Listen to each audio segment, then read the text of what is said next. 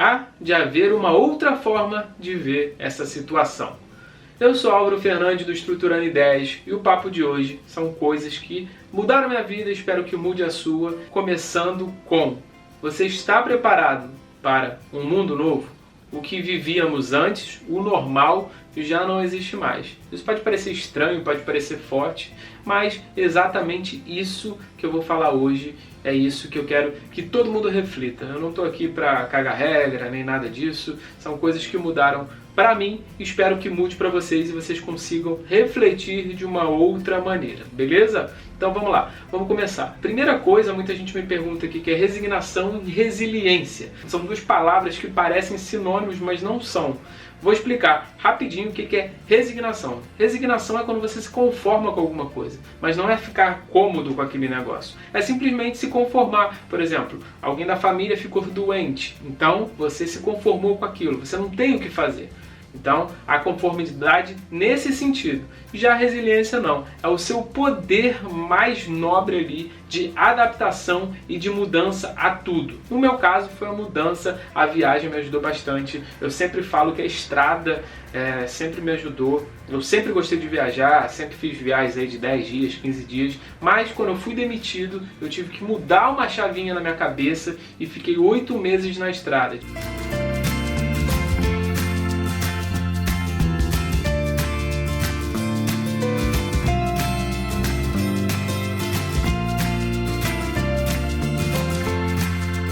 Vários problemas, desde relacionamento até com problemas internos, minha cabeça ficou a mil e pouca gente sabe porque eu quase nunca falo sobre isso. Mas a resiliência, por muitas vezes essa palavra aí se tornou pejorativa por várias coisas, ela ajuda de várias formas. Primeiro, você deixa de ser individualista, você cria conexões com o mundo. Você criando conexões com o mundo, você abre a sua mente. Quando você para de ver só a sua cultura, só a sua bolha, só seus amigos, que não tem nada de errado nisso, tem que ter, mas você consegue abrir a mente. Então, o que eu sempre falo, quanto mais você viaja, mais você enriquece. Quanto mais você lê, quanto mais você vê filme, quanto mais você participa de uma cultura diferente, mais você enriquece. E quando você viaja por um tempo maior, ou quando você mora fora, isso potencializa. Você pode acreditar que todo mundo que faz o intercâmbio, todo mundo que mora fora, pode ser 1 mês, 2 meses, 10 meses. Quanto mais tempo isso fica potencializado em você, você começa a ver o mundo de formas diferentes, você começa a respeitar um pouco mais, você para com muito pré-conceito que você tem sobre as suas culturas, sobre as culturas dos próximos, e você começa a... não é nem se calar, mas simplesmente debater alguma coisa. E se você não concorda com isso, você simplesmente sai. Ou seja, você elimina muita amizade tóxica.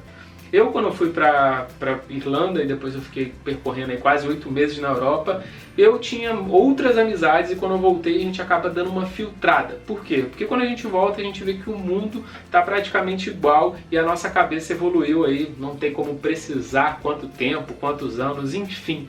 Então, isso realmente é fundamental. Então, eu sempre indico para as pessoas fazerem intercâmbio simplesmente para ter essa resiliência e o poder de adaptação. Muita gente não consegue se adaptar, então você às vezes precisa se forçar, se doar mais para ter essa adaptação. Uma outra coisa que eu aprendi também com a estrada é você ter menos raiva.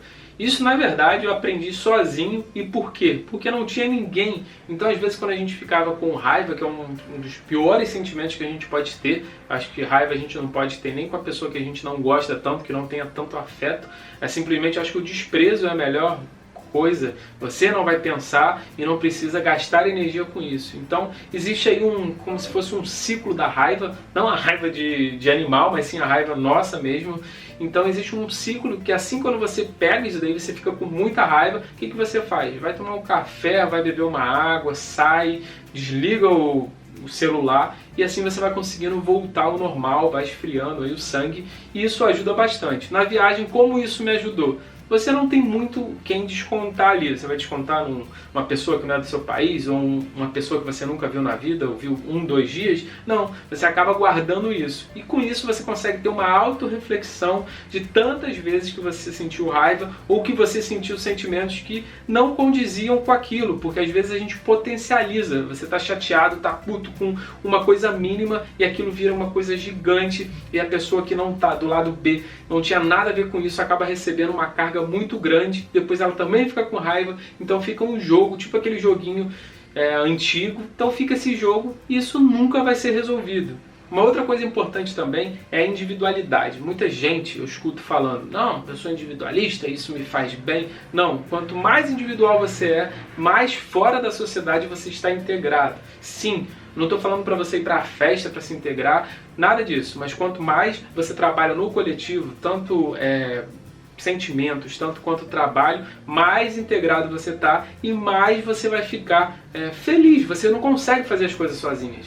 Algumas coisas você consegue fazer sozinho. Igual quando eu falo, eu viajo sozinho. Não, eu não viajo sozinho. Eu me relaciono com outras pessoas. Desde com a recepção do hostel, que eu peço informação, que eu acabo virando amigo, até outras pessoas, homens e mulheres, que a gente fica amigo mesmo. Vai pra festa, ou troca ideia. Então, isso não é ser individualista. As pessoas às vezes falam, sou individualista, é melhor pra mim. Não. Esse é o medo de se ferir, ou por alguma coisa que aconteceu em relacionamentos, ou amizades. Então, não, para. A gente tem que parar e pensar. E, obviamente, ser otimista. A gente tem que ter um pé ali, né, no freio, outro no acelerador, mas a gente também tem que ser otimista. Se você levar tudo para o lado pessimista, é uma forma muito egoísta de ser. E é uma forma muito covarde também.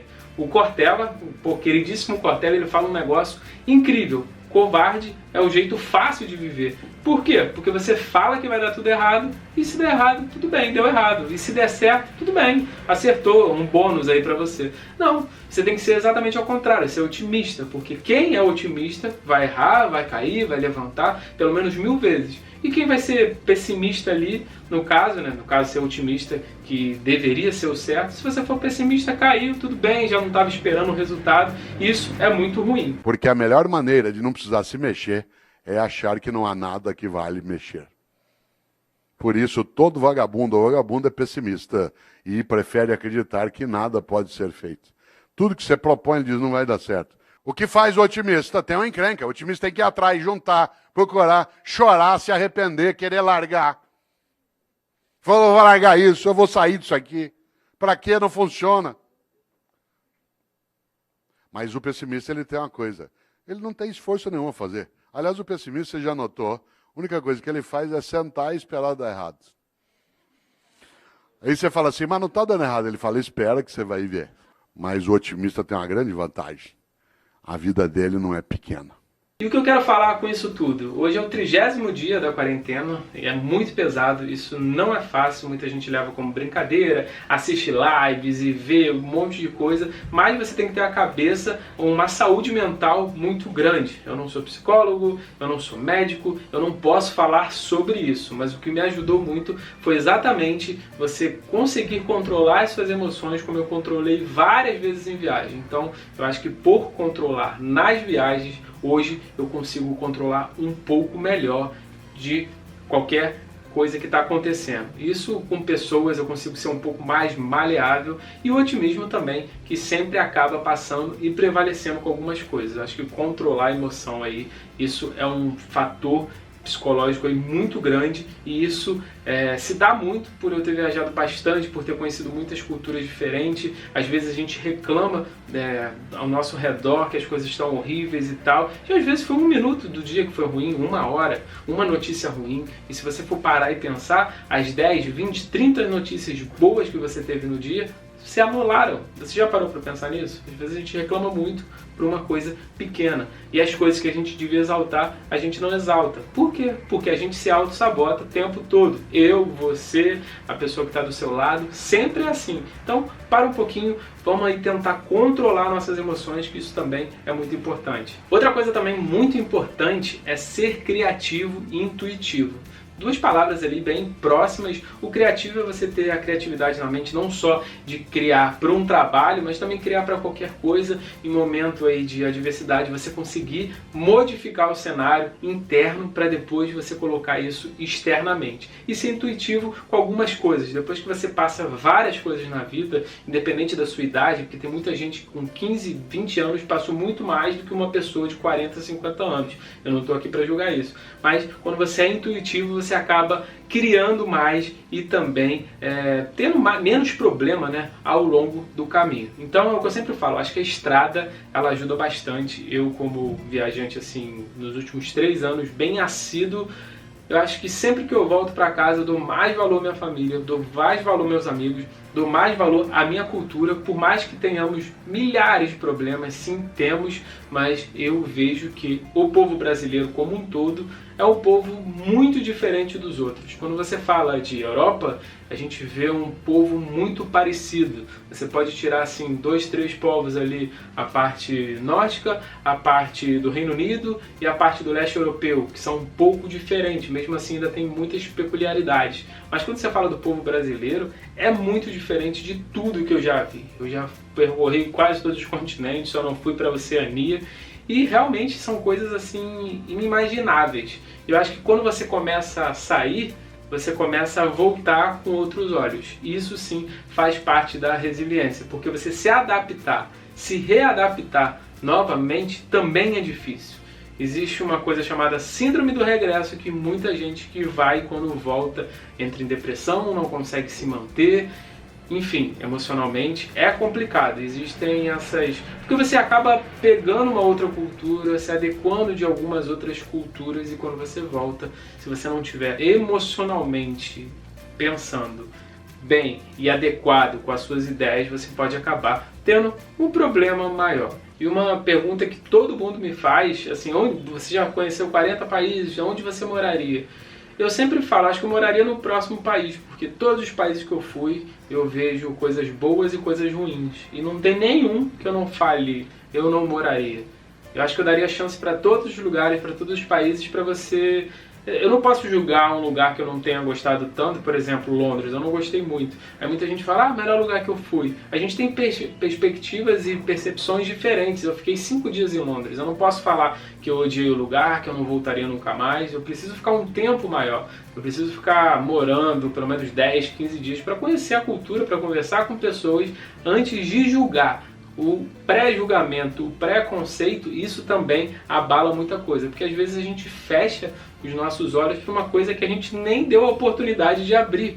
Então, eu sempre falo que a estrada, ela abre portas, então acho que o próximo lugar sempre será o preferido para conhecer a cultura e depois poder aí analisar qual país eu moraria. Mas como eu falei, acho que hoje eu daria chance para 90% dos países. Acho que eu não vejo problema de me adequar, seria uma nova readequação, que eu acho isso muito legal e gosto muito de conhecer outras culturas, não vou falar me apropriar, porque eu não vou me apropriar da cultura, mas conhecer e também compartilhar um pouquinho da nossa cultura para outras pessoas, para outros povos. E galera, espero que tenha dado assim uma noção do que eu quis passar aqui, assim como a viagem mudou minha vida. Hoje em dia eu fico muito mais feliz quando eu falo de viagem. Eu dou algumas palestras, eu posso ficar 10 horas, 8 horas, tanto faz o tempo, porque eu domino o que eu falo, eu gosto do que eu falo e eu sinto prazer de poder potencializar isso para as pessoas. Quando eu saio de qualquer evento e a pessoa fala, viajei porque eu vi um vídeo seu, viajei por isso, por aquilo, eu acho isso muito legal. Acho isso muito interessante, porque a pessoa simplesmente estava com aquele sonho guardado, viu um vídeo meu, de qualquer outra pessoa, e isso potencializou, ela viu, é possível, ele é uma pessoa que nem eu. Então, foi otimista, foi lá, correu atrás e conseguiu. Então, acho que para você ser resiliente, você precisa desses passos básicos, né? E modificar algumas coisas que você acaba não pensando e não dando valor. Acho que das principais coisas é você ser fácil em se mudar, em se adequar, em se adaptar. Também perder bastante a raiva, porque eu acho isso também uma coisa muito difícil, mas se você tirar essa raiva, esse peso emocional, você vai melhorar bastante também. Eu acho que uma das principais coisas também é treinar paciência. Treinar paciência com você mesmo. Como eu falei, às vezes a gente reclama o dia todo, a semana toda e aconteceu uma coisa ruim.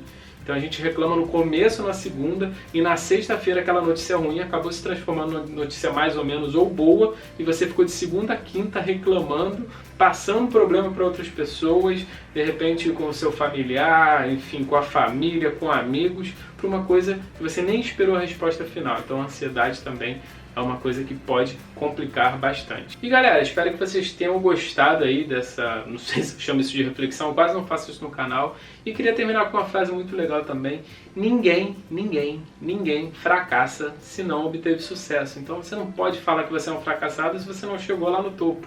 O mundo, enfim, tem todas as linhas assim, então a gente nunca vai assim, tudo cai. A gente pode ver agora uma analogia aí com a Bolsa de Valores. A Bolsa de Valores está assim nos últimos meses. Se você pegar ao longo da história, está assim também. Óbvio que em tempos mais espaçados, mas então a vida é assim. A gente vai ter sempre pedras ali no caminho. A gente pode pular ou pode chutar e cair no chão. Então você escolhe aí o que você quer, o que é melhor para você. Mas eu acho que assim, a reflexão que fica é que você, independente se você quer viajar, se você pode viajar, se você está com vontade de viajar, é simplesmente criar aí um reset na sua cabeça e resetar a máquina chamada crânio aqui, a cabeça, e modificar para que nos próximos dias de quarentena ou nos próximos desafios da sua vida você consiga agir de uma forma diferente. Eu acho que isso é o que eu tenho para passar para vocês. Não sei se eu me expressei bem, bota aqui nos comentários se vocês gostaram. Enfim, às vezes a gente até fica... Eu tava com essa ideia toda na cabeça, não fiz roteiro, não fiz nada e acho que tava tudo direitinho. Aí a gente começa a falar, começa a mudar um pouquinho o assunto, mas no final acho que a gente acaba chegando aí na linha ali, como se fosse a estrada mesmo. E acho que os próximos passos a gente vai ver. Não somos cientistas, não somos médicos e não podemos opinar muito sobre o que vai acontecer. E simplesmente esperar e ficar em paz. Beleza? Espero que vocês tenham gostado. Em breve eu volto com um novo vídeo. Comenta aqui o que vocês acharam, se acharam legal, se não acharam, se tem alguma dica, se você se auto-sabota, se você é resiliente ou não. E a gente se vê no próximo vídeo. Valeu? Sou Álvaro Fernandes, vou ficando por aqui. E me segue lá no Insta também, que tem muita coisa legal, @estruturando ideias. Valeu!